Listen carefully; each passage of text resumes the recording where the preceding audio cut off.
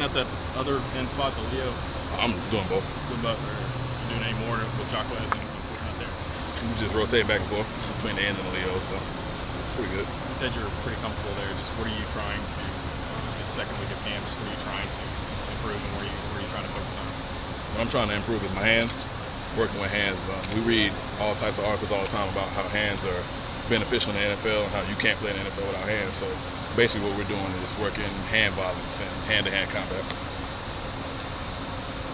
Corey, has that affected your guys' mentality the last few practices with Corey and Jacquez going out? Not at all. Strip has us hyped every single morning. He came in this morning with a Mr. Positive cup. He said, I'm going to be positive all day, so let's have a good day of practice. So, I mean, whatever he says helps us. He seems like a guy with just kind of a blank stare when we see him out there. He doesn't seem like a guy that would hold around him. Was that kind of a joke for him to have a Mr. Positive cup, or is he more like bright and around you guys? He's bright. He's bright. You kind of talked about with those two guys out, guys not really changing their mindsets in terms of trying to take advantage of it. But have you seen guys making plays that otherwise maybe wouldn't be getting those opportunities? I seen Jason Carr today. He stood out to me a lot. He had 2 sacks today. I was really proud of him. That's my little brother on the team, so I'm always looking for him to make big plays. So everybody else just has to step up. Some of that second team group, I think, was on the field for that 14-play deal in the scrimmage. Did you guys need to pick them up, or? I feel like that's one of those tough guy periods when you got to go 14 periods and make 14 plays, and those guys they struggle. They struggle, but at the same time, it makes us better. What do you feel like your depth is defensively? I know you guys have 6 seniors, but guys behind that, where do you feel like guys are coming? Everybody understands right now that everyone on the D-line has to contribute. Yeah, we have 6 seniors, but we need that. In order to play D-line in the SEC, you need guys that can rotate in, that can benefit and help the D-line immediately. Corey, you've seen so much change here, a D-line coach a different one every year that you've been here. Was it really that shocking that a couple guys get injured and you're having to learn a new position rather quickly? You always got to be ready for anything that happens. So if anybody goes down, it's second nature. Step up, make plays, follow the guidelines. How close do you think Jason Carr is to losing that stripe? Jason's he's getting pretty close. He's getting closer and closer day by day. It's the little things. I talk to him. He's my roommate over at Gibbs in camp, and I talk to him every day. I was like, hey, it's the little things. One day choose this, improve on this. The next day choose this, improve on that. And he'll have that stripe off in no time. Does he remind you of anybody? Not at the moment. I'm still trying to figure him out. A new guy on the team, but we relate every night. We talk about different things, so he's eager to learn. Thanks, buddy. No problem. Thank you. How different?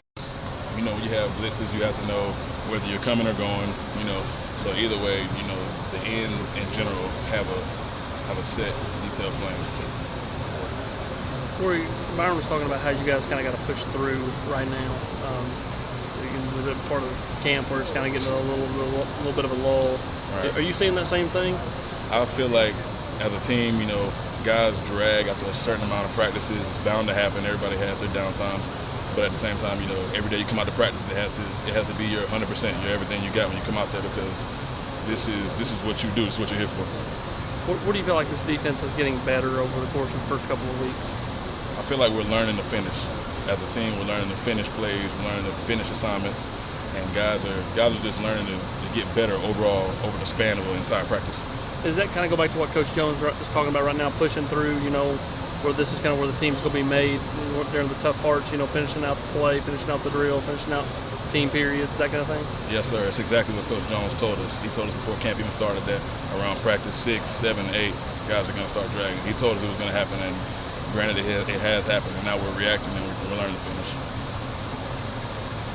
How's it been adjusting to getting a little more reps with the guys that have been out injured?